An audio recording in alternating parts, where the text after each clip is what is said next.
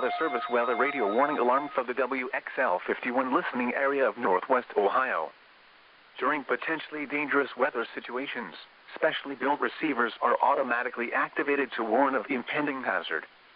Tests of these receivers are normally conducted by the National Weather Service every Wednesday between 11 a.m. and noon. When there is a threat of, or existing severe weather, in the area, the test will be postponed until the following day. This ends the test of National Weather Service weather radio warning alarm.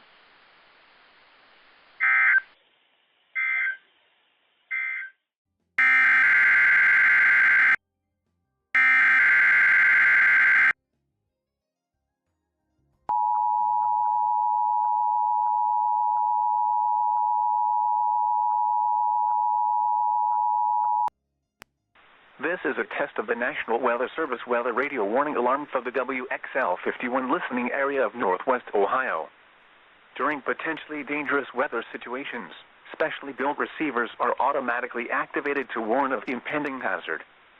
Tests of these receivers are normally conducted by the National Weather Service every Wednesday between 11 a.m. and noon.